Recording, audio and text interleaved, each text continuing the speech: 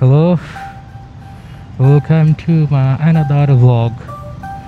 তো আমি আজকে আমার ভাইজারটা একটু চেঞ্জ করছি। ভাইজার বলতে উইন্ডশিল্ড, আই ডোন্ট নো কেমন দেখা যাবে, বাট খারাপ না। ওকে, লেটস গো। দেখি, যদিও আমার পুরানো ভাইজারটা আমার খুব ফেভারিট ছিল, কারণ এটা খুব শক্ত ছিল। আফটার মার্কেটের নিচে একটু লম্বা, যে কারণে অতটা বেশি ভালো লাগে না। ভালো লাগে না বলতে কি, ভালো লাগে, ডেফিনেটলি ভালো লাগে, বাট আমার কাছে মনে হয় যে ঠিক আছে, আপনার একটু শর্ট হইলে জিনিসটা দেখতে সুন্দর লাগে। লাফানো টেস্ট করতে হবে আমার, যে ভাঙ্গাচোর ভিতরে কেমন লাফায়। দেখেন একটা ভাঙ্গা আছে, না খারাপ না, কাটতে দেখি। এই যে ভাঙ্গা আছে, না চলবে, সমস্যা নাই। কিন্তু একটু মিডল সেটটা হয় না, এটা মিডল সেটটা আমি আর একটা ভাইজার অর্ডার দিয়েছি, যদি ওটা আসে তাহলে আমি অসমোর একটা মাউন্ট কিনছি, ভালো মানে স্টক মাউন্ট যেগুলো, তো ওটা দিয়ে কাজ করা যাবে আই গেস। চলেন একটা গল্প শোনাই আপনাদের, ঠিক আছে? যেহেতু আমি কোনো ভ্লগের অমন প্রিপারেশন নিয়ে বেরোয়নি, চলেন একটা গল্প শোনাই।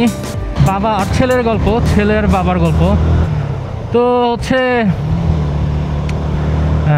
বাবা হচ্ছে এলাকার সবচেয়ে নিকৃষ্ট একটা মানুষ। তার মনে করেন যে এমন কোনো কুকীর্তি নাই সে করে নাই। সে এলাকার সব মানুষকে নানান রকম পেরেশান, মানে অত্যাচার সব কিছুই করতো, ঠিক আছে? তার কোনো গুণই ছিল না, ঠিক আছে?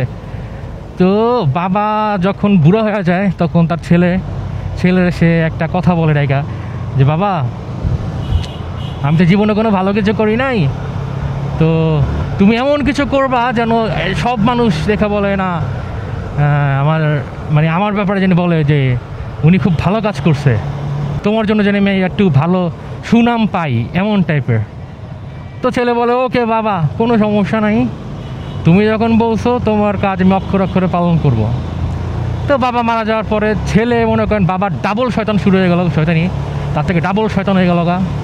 যে মানুষকে মনে করেন যে মাইক থেকে শুরু করে কোনো কিছু বাদ নাই, একেবারে অত্যাচারের চরম লেভেলে পৌঁছে যায়। তখন এলাকার লোকেরা একটা কথাই বলতে থাকে, ওর বাবাই ভালো ছিল। আমি একটু বেরিয়েছিলাম, ওয়েদারটা সুন্দর, ভাবছিলাম 300 ফিট যাবো, বাট আমার বাসায় কাজ পড়ে গেছে গা, যাওয়া যাবে না, বাসার দিকে যেতেছি গা। তো এখন যাবো একটু কোক মুখ কিছু খাইয়া বাসা থেকে রওনা দিব।